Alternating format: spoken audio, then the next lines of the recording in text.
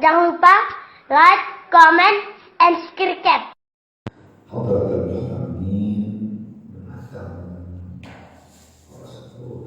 Apabila kita bersama-sama mengungkapkan rasa syukur kita kehadirat Allah Subhanahu wa Ta'ala dengan mengucapkan kalimat hamdalah alhamdulillahi rabbil alamin, di mana Allah Subhanahu wa Ta'ala saat ini telah memberikan taufik kepada kita sehingga dengan taufik tersebut Allah Subhanahu wa Ta'ala menggerakkan hati kita untuk bersama-sama menunaikan ibadah sholat maghrib kita laksanakan di dalam salah satu rumah Allah, disambung dengan duduk kita di dalam majelis ilmu.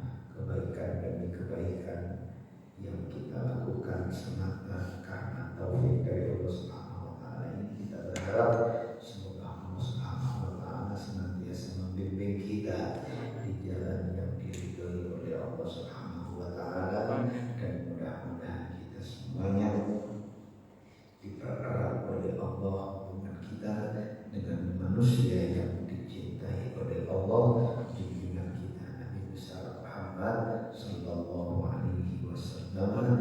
Amin ya rabbal alamin. Hadirin hadirat rahimakumullah.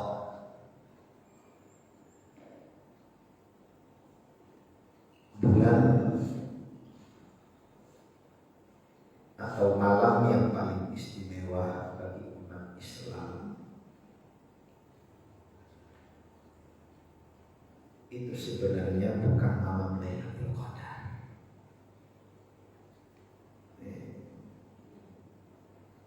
Sering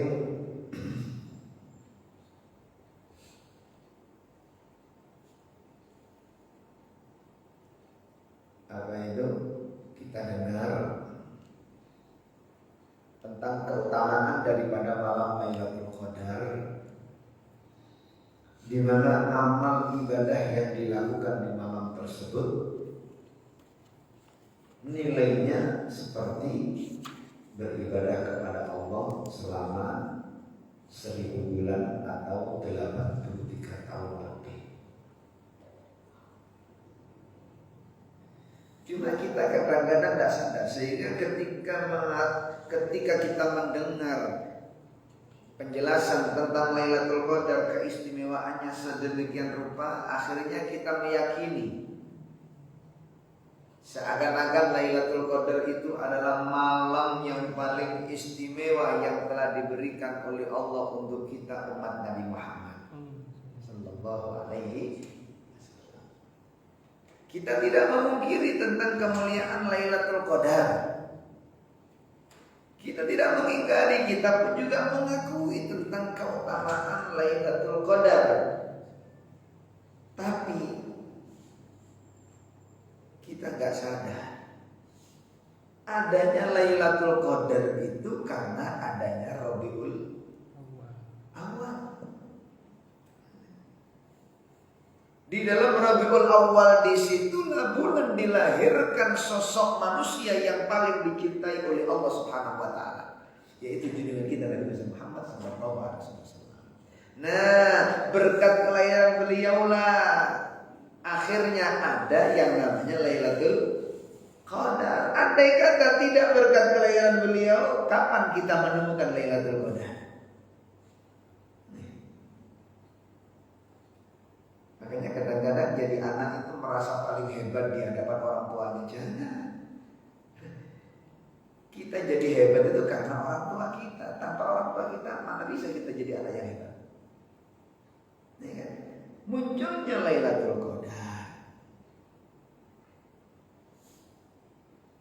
munculnya malam-malam yang lain yang mulia, nisfu Sya'ban kah itu, atau malam hari raya kah itu semuanya karena berkat kelahiran Nabi kita Muhammad sallallahu alaihi wasallam. Karena itu seperti yang dikatakan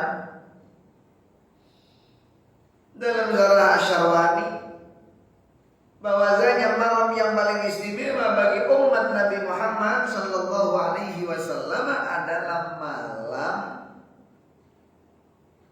12 Rabiul Awal, yaitu malam kelahiran baginda Rasulullah Muhammad sallallahu alaihi wasallam. Karena dengan malam tersebut Allah menerangi kegelapan hidup kita. Dengan malam tersebut Allah membuka bagi kita mata kita sehingga tahu mana yang benar, mana yang tidak benar. Dengan berkat malam Rabiul Awal atau 12 Rabiul Awal, kita tahu jalan yang mana yang harus kita tempuh yang menjadikan Allah ridho kepada kita. Tanpa ada malam 12 Rabiul Awal, kita nggak tahu mana agama yang benar, mana agama yang salah. Mana perbuatan yang diridhai oleh Allah, mana perbuatan yang tidak diridhai oleh Allah Subhanahu wa taala. Karena itu ma'asyiral hadirin rahimakumullah. Momen-momen yang paling mulia ini kita gunakan untuk mempererat hubungan kita dengan Nabi Muhammad sallallahu alaihi wasallam.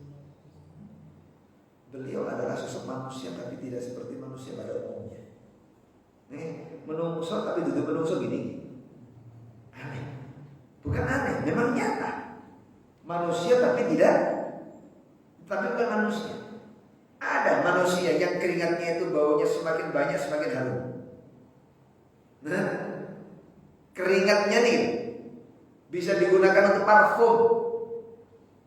Siapa yang sudi di antara kita yang menggunakan keringat tangganya untuk dipakai parfum?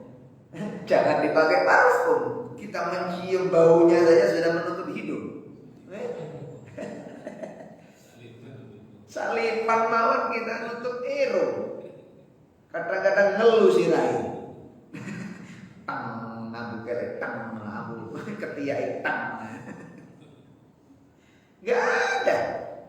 Tapi Rasulullah Shallallahu Alaihi Wasallam itu keringatnya dipakai parfum oleh sahabat. Ada Ummu Salamah. Di saat beliau Shallallahu Alaihi Wasallam tidur siang kailulah itu sunnah. Tidur menjelang zuhur itu sunnah untuk dilakukan kalau memang kita berharap untuk melakukan qiyamul lail. Nah, nek gak tau qiyamul lail kok kailulah apa kakek turu nih. Awan turu bengi turu ya, enggak sunnahnya tidur qiyamul lail itu sunnahnya tidur qailulah itu bagi mereka yang akan melakukan qiyamul lail. Kayaknya Nabi itu di saat beliau melakukan tidur qailulah itu tidur sebentar sebelum zuhur. Karena kondisi sangat panas, cuaca sangat panas, AC nggak tersedia, akhirnya normal lah berkucuran keringat. Subhanallah, ketika jasad beliau mengeluarkan keringat, diusap itu keringat Rasulullah Sallallahu Alaihi Wasallam oleh Ummu Salamah. Begitu diusap, hasil usapan daripada keringat beliau diperas di dalam botol parfum yang dimiliki oleh Ummu Salamah yang saat itu dalam keadaan habis. Dia punya parfum tapi habis. Gak ada yang pakai parfum, kok ketepatan Kanjeng Nabi tidur di rumah beliau. Dikeringkan itu keringat diperas di dalam botolnya. Hingga Kanjeng Nabi terbangun. Saking gak sabarin mungkin ini. Jadi ini Ummu Salamah saya gak sabarin. Jadi ngoyok oleh meres parfum buku gratisan. Sehingga kasar akhirnya tersentuh Rasulullah SAW. Yang ada di dahinya dikeringkan pakai tisu. Dia otomatis terbangun beliau. Ketika terbangun bertanya, apa yang kau lakukan wahai Ummu Salamah? Beliau mengatakan, ya Rasulullah, atatayyabu bi irkika. Saya hendak ingin menjadikan parfum dari keringat Anda ya Rasulullah. Subhanallah. Teman saya gitu. Nah, ini nyata. Ini dia dunia pokoknya. Memang beliau manusia, tapi bukan manusia. Kok bisa? mengatakan dalam hadis riwayat Abdul Razzaq, waqad akhraja Abdul Razzaq bi sanadihi an Jabir bin Abdullah al-Ansari radhiyallahu anhu qala qultu ya Rasulullah bi abi anta wa ummi akhbirni an awwali syai'in khalaqahu Allah qabla al-asya. Hadis riwayat Abdul Razzaq, sanadnya nyambung sampai pada Jabir bin Abdullah radhiyallahu anhu. Beliau berkata, "Ya Rasulullah, demi ayah dan ibuku yang menjadi tebusannya, kasih tahu aku ya Rasulullah tentang makhluk apa yang pertama kali Allah ciptakan sebelum Allah menciptakan segala sesuatu." Allah masih belum menciptakan Sidratul Muntaha, menciptakan aras, belum menciptakan kursi, belum menciptakan planet-planet yang ada di dunia, belum menciptakan langit dan bumi, belum menciptakan gunung, tumbuh-tumbuhan, manusia, hayawan, malaikat, jin, setan, dan segala-galanya. Belum menciptakan surga dan neraka. Apa yang pertama kali diciptakan oleh Allah ya Rasulullah? Kasih tahu aku. Apa tujuannya? Sayyidina Jabir bertanya kepada Rasulullah untuk mengetahui pertama kali diciptakan oleh Allah. Nah, apakah ada keuntungan untuk mengetahui hal tersebut? Sebenarnya nggak ada, tapi ilham dari Allah supaya kita semua tahu apa yang pertama kali diciptakan oleh Allah. Apa jawaban Rasulullah? Ya Jabir, wahai Jabir, kata Rasulullah, Innallaha khalaqa qabla al-asya. Sesungguhnya Allah menciptakan sebelum Allah menciptakan segala sesuatu, yang pertama kali Allah ciptakan adalah nura nabiyyika Muhammadin sallallahu alaihi wasallam min nuri. Yang paling pertama kali diciptakan oleh Allah adalah cahaya Nabimu Muhammad sallallahu alaihi wasallam, diciptakan dari percikan cahaya zatnya Allah Subhanahu wa taala. Coba pangeran zatnya Allah, ya, penuh dengan cahaya. Dari cahaya zatnya Allah diambil untuk diciptakan sebagai makhluk, yaitu Nabi kita Muhammad sallallahu alaihi wasallam. Nah, makanya beliau itu kalau di siang hari, meskipun berjalan di atas, di bawah terik matahari, nggak terlihat bayangan beliau. Nggak ada bayangan beliau, nggak ada. Kalau memang jasad, benda, sesuatu, ya sebenarnya sesuatu. Artinya kalau memang benda kasar pasti mengeluarkan bayangan. Beliau itu memang sesuatu, tapi dari cahaya, bukan benda, bukan kasar. Sehingga ketika terkena sengatan matahari, nggak nampak bayangan beliau. Karena cahaya di bawah cahaya nggak akan kelihatan. Sallallahu alaihi wasallam. Suatu saat di malam purnama, sahabat siapa ini? Saat itu Rasulullah sallallahu alaihi wasallam menggunakan pakaian yang berwarna merah. Rasul sallallahu alaihi wasallam menggunakan pakaian yang berwarna merah, bertepatan dengan malam purnama. Bersandar di dinding masjid. Kemudian sahabat ini melihat Rasulullah sallallahu alaihi wasallam berpakaian merah, begitu indah sekali wajah Rasulullah sallallahu alaihi wasallam dibungkus dengan pakaian merah ini. Ditambahi dengan indahnya purnama, semakin indah, diterangi dengan cahaya purnama, semakin terang. Akhirnya sahabat ini sesekali melihat purnama, sesekali melihat wajah Rasulullah, sesekali melihat purnama, sesekali melihat Rasulullah. Akhirnya beliau menyimpulkan, ya Rasulullah, sesungguhnya wajahmu lebih indah daripada purnama saat ini. Sampai Ali menembangkan qasidah, ya gharul badr min husni wajhi. Purnama itu cemburu Saat purnama itu muncul kok bertepatan dengan keluarnya cahaya Rasulullah SAW. Seakan-akan tersaingi indahnya purnama dengan indahnya wajah Rasulullah SAW. Akhirnya purnama itu cemburu ketika bersaing dengan keindahan wajah Rasulullah SAW. Makanya kita nggak heran kalau kanjeng Nabi wudhu itu menggunakan sama tadi mungkin terlalu banyak. 1 mut air. Apa tadi? Ini itu cukup untuk dipakai membasuh tangan, tapak tangan 3 kali. Cukup dipakai kumur 3 kali. Menghisap air hidung 3 kali. Membasuh wajah 3 kali. Membasuh tangan kanan kiri 3 kali. Mengusap kepala 3 kali, telinga 3 kali, leher 3 kali, kaki 3 kali yang kanan, 3 kali yang kiri. Selesai. Cukup hanya menggunakan air 1 mut. Nah, lembut kulit beliau, halus, bercahaya. Lembut, cukup. Makanya berlebih-lebihan menggunakan air itu tidak baik. Sampai dikatakan makruh berlebih-lebihan menggunakan air. Cukup air segini untuk wudhu secara sempurna. Kalau mandi 3 kali, 3 mut.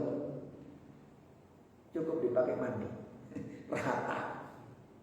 Lenjenengan, saya cedik udah. Saya cedik.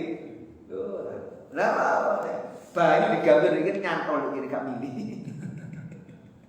Saking kasare kulit kayaknya memang milih cukup. Ya, dari sini kalau kali panjenengan dituntut di dalam menyambut kelahiran beliau dengan rasa riang dan gembira. Falyafrahu terus Gusti Allah sing seneng menyambut kelahiran Gusti Kanjeng Nabi. Jangan dianggap malam kelahiran Rasul sama dengan seperti malam-malam yang lain, beda. Bertepatan dengan momennya ya bukan berarti kita memperingati Maulid Nabi itu harus 1 tahun sekali bertepatan dengan malam 12 Rabiul. Anda ya setiap saat. Kata Abu Yamaliki setiap saat, tapi momennya memang malam 12 Rabiul Awal. Cuma di dalam memperingati Maulid ya setiap saat. Kita harus senang dan gembira di setiap saat menyambut kelahiran baginda Rasulullah Muhammad sallallahu alaihi wasallam. Makanya tiba itu didakwakan yang apa? Walau anna sa'aina kullahidin alal ahdad la fauqan najaib. Andai kata sesungguhnya kita berjalan meniti perjalanan di setiap saatnya, tidak menggunakan, tidak di atas punggung unta, tapi menggunakan kelopak, berjalan menggunakan kelopak mata. Mengapa? Kaki sudah nggak bisa difungsikan, kendaraan sudah tidak ada, yang hanya bisa difungsikan adalah kelopak mata. Maka ketika kita berjalan di atas kelopak mata setiap saat untuk menghadiri maulidnya Nabi Muhammad, niscaya wajib. Lakana wajib. Walau anna amilna kulla yaumin, andai kata kita mengamalkan atau melakukan setiap harinya kulla yaumin li Ahmad, untuk Nabi Muhammad, Nabi Ahmad maulidan, membuat maulid setiap hari. Andai kata kita membuat maulid setiap hari untuk Nabi Ahmad, lakana wajib li Ahmad maulidan qad kana wajib. Setiap hari wajib kita melakukan. Udah bersyukur akan karunia Allah yang terindah untuk kita, hadiah Allah yang terbaik untuk kita, yaitu lahirnya Nabi Muhammad sallallahu alaihi wasallam.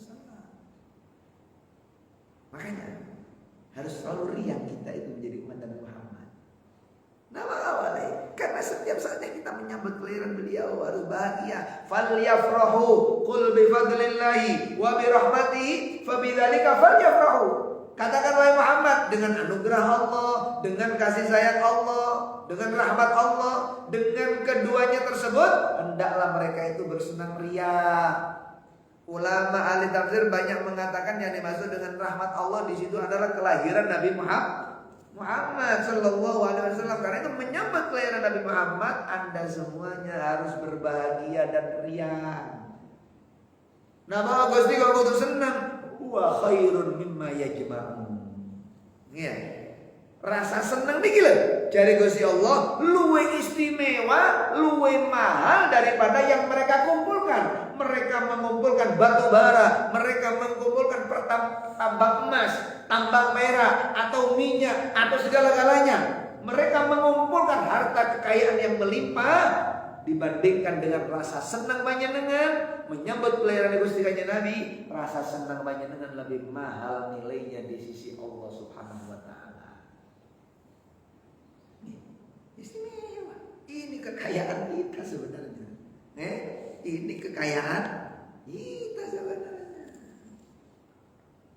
Ayo, setelah kita mengetahui kalau Kanjeng Nabi itu cahaya, kemudian bagaimana kita menyambutnya ketika kita dikasih hadiah oleh Allah cahaya tersebut, kita sambutnya dengan bahagia dan senang. Setelah itu kita berusaha untuk mencintai, berusaha untuk mencintai. Sebab kita yakin gak ada kemuliaan bagi kita tanpa Nabi Muhammad. Gak ada kebahagiaan kita kalau terputus talinya dari Nabi Muhammad. Gak ada keberuntungan, gak ada kesuksesan. Adanya kesuksesan saat kita dekat dengan Nabi Muhammad. Adanya keberuntungan saat kita terhubung talinya dengan Nabi Muhammad sallallahu alaihi wasallam. Inilah kejayaan yang hakiki, inilah kemuliaan yang hakiki. Tidak hanya di dunia kita mulia, di akhirat pun kita akan menjadi tetap mulia manakala kita terhubung dengan sosok yang mulia, Nabi kita Muhammad sallallahu alaihi wasallam. Ayo kita contoh, kita teladan bagaimana para sahabat mencintai beliau. Sahabat itu luar biasa teladan kita untuk mencintai beliau. Sayyidina Abu Bakar Siddiq radhiyallahu anhu sudah bertua, sahabat, teman dekatnya. Berjamaah selalu di belakang Rasulullah. Perang juga bersama dengan Rasulullah. Duduk jagoan majelis juga bersama dengan Rasulullah. Meski demikian, Sayyidina Abu Bakar Siddiq itu merasa tidak sabar. Hidupnya seakan-akan terasa galau kalau memang 1 jam gak melihat sosok wajah Nabi Muhammad sallallahu alaihi wasallam. 1 jam boten ningali kanjeng Nabi Muhammad, urine galau, kacau. Koyo ada yang belum sempurna dalam hidupnya. Sumpek. Padahal cuma 1 jam gak melihat wajah Nabi Muhammad, sudah gak, seakan-akan gak mampu bertahan ke hidup. Kacau semuanya, bingung. Koyok pulang kesamaian, nanti kan duit paketan, nanti kan duit pulsa, waduh, gak karu-karuan bingung nih. Melayu nang Riyadhus Shalihin kayak. Niki Sayyidina Abu Bakar Siddiq, galaunya kehidupan beliau bukan karena gak punya uang. Galaunya kehidupan beliau bukan karena gak punya pekerjaan. Galaunya kehidupan beliau saat tidak berjumpa dengan kekasih hatinya Nabi Muhammad SAW dalam tempo 1 jam. Bukan 1 hari, 1 jam. Lu apakah di rumah Sayyidina Abu Bakar Siddiq gak ada istri yang menyambutnya, yang menyenangkan hati? Gak ada. Yang menghiburnya ada. Di situ ada anak, di situ ada istri. Tapi hatinya tetap galau. Tidak bisa mewakili kesenangan beliau saat berjumpa dengan Nabi Muhammad SAW. Perjumpaan dengan Nabi Muhammad gak bisa digantikan dengan yang lain. Itu surga dunia. Gak bisa diganti dengan yang lain. Gak bisa diganti dengan duduk dalam majelis ilmu. Gak bisa diganti duduk bercengkrama dengan suami dan istri. atau bercengkrama dengan perempuan, gak bisa diganti. Ini yang lebih istimewa, ini yang lebih indah. Itu yang dirasakan oleh mereka. Kalau jenengan kadang-kadang mau naik ke suwe, gak sabar kita duduk bersama dengan Rasulullah Sallallahu Alaihi Wasallam. Sayyidina Abu Bakar, gak ada momen yang terindah seperti saat beliau berada di hadapan Rasulullah Muhammad Sallallahu Alaihi Wasallam. Itu indah. Makanya beliau bertahan hidup 3 hari di dalam gua. Nah, hidup bertahan 3 hari dalam gua, mengasingkan diri karena terancam nyawanya oleh orang-orang kafir Quraisy. Beliau setia menemani Rasulullah SAW di dalam gua, sampai rela itu kakinya disengat oleh ular. Apa yang menjadikan beliau itu bertahan? Ulah apa katanya turun di gunung, di dukur, di jero gua, turun di kok mampu agak sepribetan, ono bojo, ono anak, lama tuh. Tapi momen bersama Rasulullah nggak bisa digantikan, karena itu surga dunia. Makanya, masya Allah, ya Allah perasaan ini. Ini karena cinta, karena cinta. Nggak ada cinta, nggak akan berani berkorban. Ngerasa ini korban. Orang berani berkorban itu karena apa? Cinta. Jenengan berani berkorban waktunya, berani berkorban apanya itu semuanya karena cinta. Tanpa ada cinta, nggak akan berani berkorban. Ayo jenengan, umpamanya kak duit, wae belonjo, akan siap untuk melakukan segala sesuatu. Sebagai bentuk pengorbanan kita untuk siapa? Orang yang kita cintai.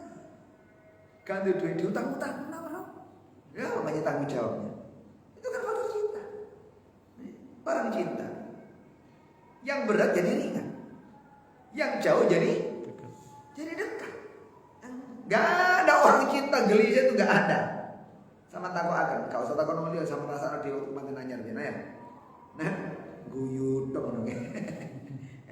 Seminggu guyut dong, masih gak nyabot gaya kak dia berobat sama tuh. Nah, aja seminggu mungkin minggu gak diobrak-obrak sampai turut di kasur jeding manja. Masih ngerti, minggu kan diobrak-obrak. Cinta, aneh. Baru saulan, terus nawa. Itu cinta. Makanya ini mungkin sebagai motivasi. Ada salah satu sahabat, hidupnya ini jauh dari perkotaan. Dia hidup di ujung kota Makkah. Hidup di ujung kota Makkah. Tapi dia beriman kepada Rasulullah Sallallahu Alaihi Wasallam. Dia cinta dengan Rasulullah Sallallahu Alaihi Wasallam. Dia rindu dengan Rasulullah Sallallahu Alaihi Wasallam. Tapi sayang, lingkungan yang ada di sekitarnya dipenuhi dengan orang-orang yang membenci Rasulullah. Dia hidup di dalam lingkungan yang tidak beriman kepada Rasulullah. Hidup dalam lingkungan pembenci Rasulullah Sallallahu Alaihi Wasallam. Bagaimana dia bisa nyaman? Hatinya dipenuhi dengan cinta dan rindu. Begitu keluar dari rumahnya ada hujatan, ada makian, ada cacian untuk orang yang dicintai. Sakit apa betul hatinya? Jenengan gak ada garwo. Garwo jenengan jenelem masih pesek jenengan anggap gandangir, ya. Masih itu pikak gue sama anggap mali, ya. Masih calon sama anggap bening, ya kan? Soalnya bojone dewe masih pundak sama anggap lamsi, padahal dia pedet. Iya, soalnya bojone dewe sampean ngelem. Masya Allah badine, Masya Allah kulitnya lembut halus, Masya Allah eloknya, Masya Allah matanya, Masya Allah semuanya, Masya Allah. Ono tonggo bujung welek ireng kuntek ya. Mangkal Pak Ustaz. Kurang ajar kan ya. Iso keket. Terus Pak Isni. Iso keket. Napa? Gelut. Wah, Anda maki-maki, enak saja nggak ikut ngasih nafkah, bisanya cuma maki-maki, nggak terima kita. Oh, orang yang kita dimaki-maki nggak terima kita. Ini sahabat hidup di ujung kota Mekah, jauh dari perkotaan, hatinya berdebar-debar, berbunga-bunga, cinta kepada Rasulullah, rindu ingin bertemu dengan Rasulullah. Tapi sayang, lingkungannya adalah pembenci-pembenci Rasulullah, sehingga gak bisa nyaman hidupnya. Sing dirungokno cacian kepada Rasulullah, makian kepada, gak nyaman dia hidup. Akhirnya dia memutuskan ingin meninggalkan kampung halamannya, supaya jauh dari lingkungan pembenci Rasulullah sallallahu alaihi wasallam. Tapi carane ya opo? Aku katene metu alasan awake wong kampung ya opo? Gak arep diterima. Gak ada mau mereka pembenci Rasulullah, gak akan dibiarkan. Wis gak apa-apa, wis tak doleki momen-momen yang tepat untuk keluar meninggalkan kampung halaman. Ditoto persiapannya di banyune mungkin diwadahi sedikit demi sedikit. Meringatan apa yang perlu, pembekalan yang dimakan dalam perjalanan. Soalnya Kanjeng Nabi hijrah ke kota Madinah. Kanjeng Nabi saat itu sudah apa? Hijrah ke kota Madinah, sedangkan ia masih di kota Mekah, di ujung kota Mekah, perkampungan kota Mekah. Mau tidak mau ya harus hijrah kepada Kanjeng Nabi kalau memang dia cinta, rindu, ingin bertemu, ya harus ke Madinah. Akhirnya dipersiapkan. Mekah Madinah itu 450 kilo. Enggak sebentar Pak ya. Waktu naik bis yang tanpa macet aja 10 jam, 11 jam. Betul macet 10 jam, 11 jam. Lah nek macet. Kita ndak karo-karuan. Sak mangkin iki ada hanya 2 jam. Pakai apa? Kereta Cina nih, kereta ini 2 jam, tapi tidak transportasi untuk jamaah haji dan umroh umum, itu transportasi umum. Yang umroh yang tidak umroh bisa naik di kereta tersebut. 2 jam juga. Akhirnya dia persiapkan airnya, bekal makanannya dibutuhkan, dipersiapkan, dikantongi, dimasukkan ke dalam tas. Pakaiannya dilipas sedikit demi sedikit dimasukkan ke dalam tas. Uangnya diambil, itu uangnya dimasukkan ke dalam tas untuk bekal perjalanan menuju ke kota Madinah. Setelah itu kendaraannya yang akan dipakai dipersiapkan, diambil satu unta untuk dinaiki menuju ke kota Madinah. Dia terkenal orang kaya raya di kampung halamannya. Akhirnya takutnya dia itu ketahuan tetangganya yang membenci Rasulullah, dia ambil celah yang waktu itu nggak ada orang yang melihat. Dia lihat kondisi kanan kiri aman, kondusif, hening, keluar dia. Dituntun setapak demi setapak itu onta supaya tidak tercium kalau dia keluar meninggalkan kampung halaman. Ini kalau diketahui, kalau ketahuan sama tetangga, nggak akan dibolehin keluar, akan disuruh kembali. Sedikit apa itu, pelan-pelan dituntun itu onta sampai keluar dari perkampungannya. Hatinya merasa lega, karena rindunya akan terjawab. Seakan-akan sosok Nabi Muhammad sudah berada di depan pandangan matanya. Saking kangennya dengan Gusti Kanjeng Nabi. Merasa aman, dinaiki itu onta, dipacu itu onta, keluar meninggalkan kampung halamannya. Karena sudah merasa aman, berdebar-debar hatinya. Bagaimana nanti aku ketika berhadapan dengan orang yang paling aku cintai? Apa yang harus aku ucapkan? Nonton. Kok sampai ketika kata ini kendaan lagi ngomong apa ya? Main puisi-puisian apa ya apa ini? Itu cinta. Subhanallah, tak lama itu onta dinaiki berpapasan dengan 5 orang. Ternyata 5 orang ini adalah orang yang ada di perkampungan halaman, di kampung halamannya, tetangga-tetangganya. Mereka termasuk orang-orang yang pembenci Rasulullah SAW. Ngeluh sirahe. Nah, ibarat sampeyan gawe sepeda ninja sing sisine 600 wis gak gawe helm, gak gawa SIM, gak duwe STN, kecekel polisi. Ya, kira-kira nah. Oh, urip tawa iki kira-kira. Gemeter banget karu-karuan, soalnya rindu terhalang-halangi, nggak mampu dia menahan, ditanggleti, diinterogasi, hendak kemana? Dijawab, nih dengan sedikit-sedikit bohong, hendak pergi ke sebentar ke seberang. Kemana? Ke rumah teman. Rumah teman Anda yang mana? Mana yang akan kamu datangi? Malam-malam segini mau bertamu kepada orang, nggak ada yang menerima tamu kalau malam-malam ini. Nggak bisa membohongi dirinya sendiri karena cinta. Nggak bisa membohongi, jujur, nekat. Akhirnya, mengapa kok sampai nekat? Karena cinta itu. Terus terang, aku sebenarnya akan menyusul kekasihku untuk hijrah ke kota Madinah, Nabi Muhammad SAW. Apa? Engkau mau ke Madinah untuk menjumpai kasih Muhammad, kembali pulang. Kalau enggak, engkau akan terancam nyawa. Ayo pulang.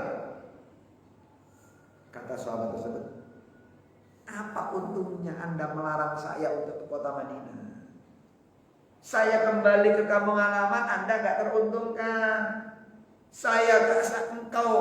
Engkau biarkan kami menuju ke kota Madinah, Anda juga enggak dirugikan. Biar sudah saya menempuh jalan hidup saya, Anda tidak akan terugikan. Saya kembali, Anda nggak teruntungkan. Saya meninggalkan kampung halaman saya, Anda nggak teruntungkan, nggak dirugikan. Sudah biarkan saya menempuh jalan saya. Gak bisa keluar. Akhirnya dia nggak tahan untuk menahan rasa cintanya dan rindunya, bernegosiasi. Wes gini aja, engkau tahu kalau saya orang terkaya di kampung halaman. Terus ladang saya masih ada, ladang pohon korma, rumah saya masih banyak, ternak saya, onta dan kambing itu masih ada di sana, masih banyak. Semuanya ambil untuk kalian, biarkan saya menempuh perjalanan hidup saya. Coba, berani berkorban, berani membuang segala hartanya. Mengapa? Demi mempertahankan cintanya kepada Rasulullah Sallallahu Alaihi Wasallam. Akhirnya 5 orang ini bernegosiasi dengan yang lainnya. Ya baik, kalau kita biarkan kita untung, dapat ladang kurma, kebun kurma, dapat rumah, dapat ternak. Orang, nah terus, ya sih digowe jadi daging bisa. Apa yang ada di tasnya, yang ada di kantongnya, pembekalan yang dibawa oleh ontanya, taruh juga. Setelah begitu ditaruh, ontanya suruh lepas, suruh turun dari ontanya. Gak boleh bawa onta. Datang, kita setuju negosiasi Anda. Kita terima tawaran Anda, tapi dengan tambahan satu syarat. Turun dari onta, jalan ke Madinah dengan kaki. Lepaskan perbekalan, gak usah dibawa ke kota Madinah. Kalau mau seperti itu, yang kau mau, bismillah. Dilepas itu onta. Kendaraan yang akan dipakai ke kota Madinah diambil, diminta oleh mereka yang ragu, dikasihkan. Pembekalan yang dibawa untuk bekal atau kalau dia itu lapar ke dalam perjalanan diminta, dikasihkan. Uang, air minum, pakaian diminta, dikasihkan semuanya. Akhirnya dia berjalan kaki menuju ke kota Madinah 450 km. Bayangkan, sekarang aja tanpa macet pakai aspal 10 jam, 11 jam, bisa-bisa 12 jam. Lah kalau dulu jalannya masih terjal, jalan kaki terus kapan nampaknya? Nah, nggak ada bekal apa-apa. Nggak cukup di situ. Mereka melucuti pakaian yang dikenakan oleh sahabat ini. Yang disisakan hanya 2 helai pakaian, kayak orang ihram. Satu menutupi paha, satu menutupi atas, kayak orang ihram. Gak boleh bawa lebih, semuanya udah lepas. Wow, jahat. Meski demikian Jadi semua pakaiannya hanya tersisa 2 helai kain yang menutupi auratnya. Jalan ia ke kota Madinah, sempoyongan orang, panas tidak karu-karuan. Kalau dingin tidak karu-karuan, kalau panas tidak karu-karuan. Kaya kate gak tutup nang kota Madinah mlaku nih. 450 kilo jalan kaki. Nggih. Wong padang pasir kadang panas kerupuk mateng kok. Mereka ana istilah kerupuk goreng pasir. Lego diinjak dengan kaki ya lho gak mateng aku kulitnya. Tapi rela itu ditempuh perjalanan seperti itu. Karena apa? Mengapa kuat? Cinta. Karena cinta. Setiap kali ia menjumpai sumur, dihampiri itu sumur, duduk lama-lama di sumur, minum dengan banyak untuk perbekalan berjalan kaki sampai ke kota Madinah. Begitu menemukan perkampungan, ia masuk, bertamu di perkampungan tersebut untuk apa? Barangkali ada air susu yang bisa diminta, yang bisa dikasihkan, dia minta. Sampai ke kota Madinah, begitu melihat masjid yang ada di kota Madinah, dia nggak pernah dimasuk sambil bertanya-tanya. Di mana Rasulullah? Di mana Rasulullah? Di mana Rasulullah? Ada yang mengatakan Rasulullah ada dalam masjid. Kelihatan masih kota Madinah, dia bingung. Apakah kiranya Rasulullah menerima aku kalau aku bertamu di hadapan Rasulullah, sedangkan pakaianku kotornya sudah kayak gini, jalan kaki. Padang pasir yang buatan kotor. Apakah mungkin aku diterima oleh Rasulullah kalau bertamu di hadapan beliau? Rasulullah berada di dalam masjid bersama dengan para sahabatnya. Ini gitu. Nemu wong api, golek wong api, gak ketemu di pasar sampean. Golek wong api di masjid ketemu. Akhirnya subhanallah, malaikat Jibril datang kepada Rasulullah, memberitahu, ya Rasulullah, sahabat ini gini. Langsung Rasulullah ketika bercengkrama dengan para sahabat, berdiri tegak, bergegas lari keluar untuk menyambut kedatangan sahabat tersebut. Saya mengatakan ahlan wa zallan bidzil bijadain. Selamat datang wahai orang yang mempunyai 2 helai jari. Dzil bijadain itu 2 helai jari. Mengapa? Hartanya dilucuti, dirampas oleh orang-orang kafir Quraisy. Rela itu dikorbankan demi mewujudkan cintanya dengan Rasulullah SAW. Akhirnya tak lama sahabat ini ikut berperang dengan Rasulullah, ikut majlis bersama dengan Rasulullah. Sepulang insya Allah dari perang Khaybar, dia sakit, panas sampai wafat. Ketika wafat Rasulullah merasa sangat sedih, seakan-akan orang ketinggalan, kehilangan permatanya. Ini sahabat kita Rasulullah. Ini sahabat apa itu namanya tercantum dalam hati Rasulullah. Wajahnya sudah ada di dalam hati Rasulullah. Rasulullah cinta kepadanya. Untung ini sahabat dicinta oleh Rasulullah SAW. Sampai Rasulullah merasa kehilangan saat dia wafat. Karena Rasulullah menghormatinya, akhirnya Rasulullah ikut memandikan, Rasulullah ikut mengkafani, Rasulullah ikut mensolati, bahkan ikut mengantarkan jenazah tersebut ke permakaman, sampai Rasulullah sendiri yang turun ke liang lahat untuk memeluk jasadnya Dzil bijadain, dimasukkan ke dalam liang lahat. Melihat kondisi seperti itu, ganti nih Rasulullah nang sahabat Dzil bijadain, sahabat yang hidup ini merasa iri semuanya. Betapa untungnya engkau Dzil bijadain mendapatkan sambutan yang begitu istimewa dari manusia yang teristimewa, Rasulullah Muhammad SAW. Beliau sendiri yang ikut menangani pemandian engkau, yang ikut mengkafanimu, yang ikut mensolatimu. Bahkan beliau turun ke liang lahat, memeluk jasadmu dengan erat dalam pelukannya, kemudian diletakkan di dalam liang lahat. Untung engkau wahai Dzil bijadain, gak ada orang seuntung kamu. Mengapa? Karena engkau terakhir meninggalkan dunia, kulitmu bersentuhan dengan kulit manusia yang termulia, Rasulullah SAW. Berpelukan dengan Rasulullah SAW. Sahabat yang hidup iri dengan ini sahabat Dzil bijadain.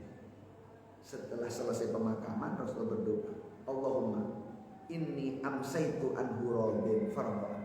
Wahai Allah, sore-sore ini aku utusanmu Muhammad Rasulullah SAW telah ridho terhadap hambamu yang bernama Dzil bijadain. Karena itu ridhoilah ya Allah, menjadi manusia yang diridhoi oleh Rasulullah sekaligus diridhoi oleh Allah Subhanahu wa taala. Adakah orang yang seberuntung Dzil bijadain? Nah, diridhoi karo kanjeng Nabi oleh ridhoi Gusti, dicintai kali kanjeng Nabi, dipeluk oleh kanjeng Nabi sallallahu alaihi wasallam. Tadi ingat, itu semuanya didapatkan tidak gratis. Itu semuanya didapatkan dengan penuh pengorbanan. Rela meninggalkan segala-galanya. Yang menjadi pertanyaan sampai saat ini, apa yang pernah kita korbankan untuk Rasulullah sallallahu alaihi wasallam? Sudahkah kita dicintai oleh Rasulullah seperti Rasulullah mencintai Dzulbijadain? Sudahkah nama kita tertulis di dalam hati Rasulullah seperti nama Dzulbijadain tertulis dalam hati Rasulullah sallallahu alaihi wasallam? Ataukah sebaliknya? Rasulullah menangis melihat kondisi kita. Rasulullah gelisah dan susah melihat keluarga kita yang mereka jauh daripada syariat Allah. Kita punya anak tidak menutup aurat, kita punya istri nggak menutup aurat, perbuatannya nggak cocok dengan syariat Allah, menjadikan Rasulullah sedih di dalam melihat kuburnya. Ataukah Rasulullah sudah bangga dengan keluarga kita? Ataukah Rasulullah sudah bangga dengan kita? Seperti bangganya Rasulullah dengan sahabat.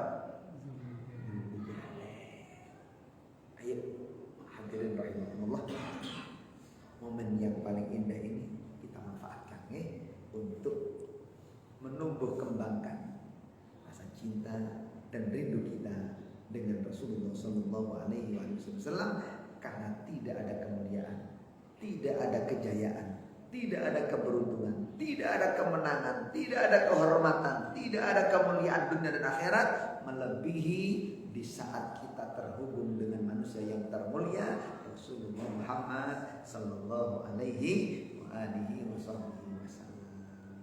Kau tetes keterangan yang diridhoi Allah, keterangan yang bermanfaat, yang dapat mengantarkan kita menuju ridha Allah Subhanahu wa taala.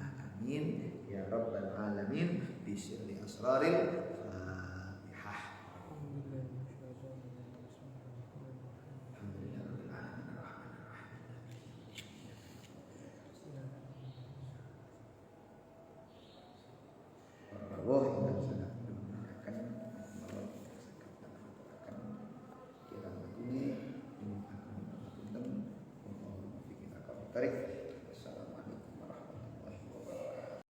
Jangan lupa like, comment, and subscribe.